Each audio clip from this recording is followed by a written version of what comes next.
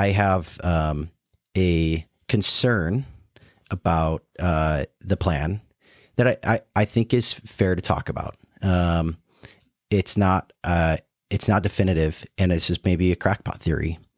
But what happens in a scenario, and this isn't to say that you are wrong, but planning for contingencies. What if the tax brackets don't double because the U.S. government just prints, they just continue to print money, so they, they pay back the deficits with inflated dollars, which is truthfully a huge increase in tax, right? That is them increasing the tax rates. It's just them doing it in a different way, right? But how it kind of, nominally happens here sort of matters for this type of plan. What do you think could happen? Like what are the potential drawbacks to the power of zero planning if that's what manifests itself, right? If the government continues to just overprint and pay back debt with inflated dollars, and there's just, we go through a sustained cycle of elevated inflation.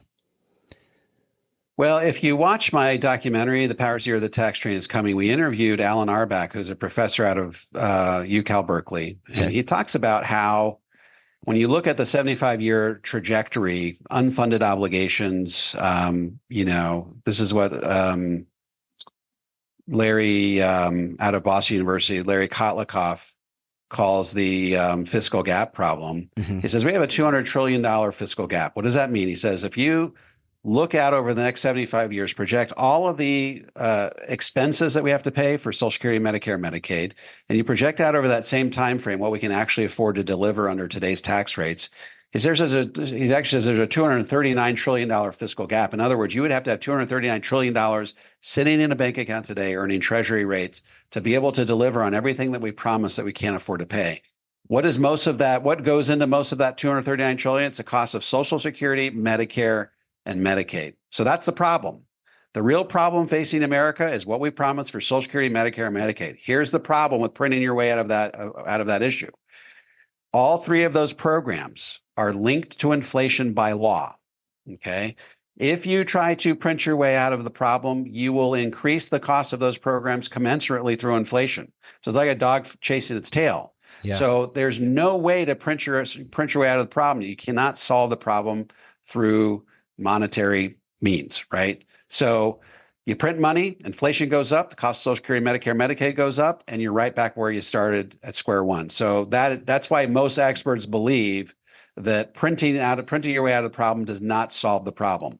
The Penn Wharton study that came out a few months ago, they say there's only two things you can do. You can either increase taxes, reduce revenue, reduce spending, some combination of the two. So it's going to be obviously some combination of those two things, a combination of a reduction in these entitlement programs and massive influxes of revenue.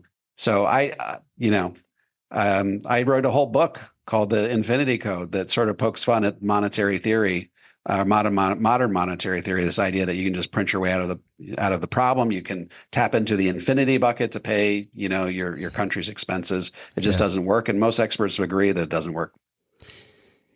At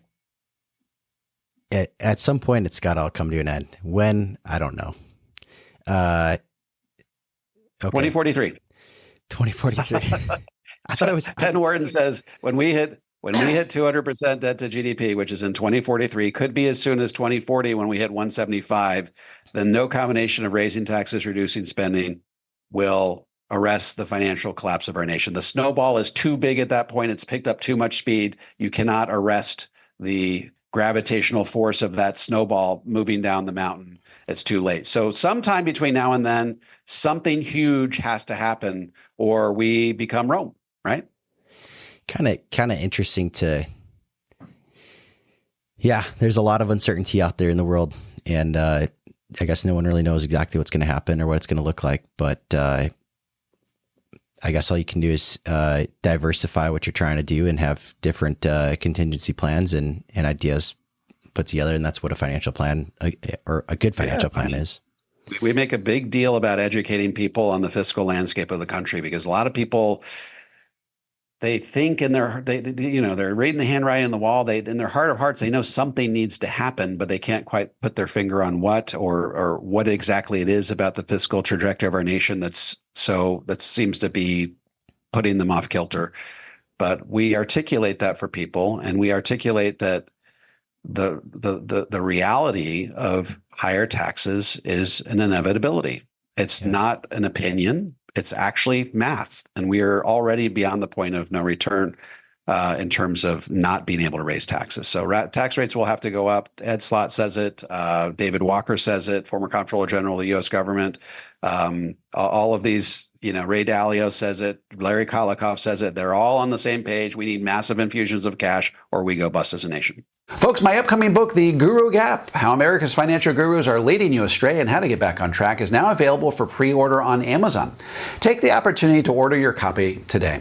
By the way, in the next 10 years, I'm looking to put 100,000 Americans on the road to the 0% tax bracket. If you would like some help implementing a balanced, comprehensive approach to tax-free retirement that shields you from the impact of higher taxes, head on over to davemcknight.com and click on the Connect with an Advisor button.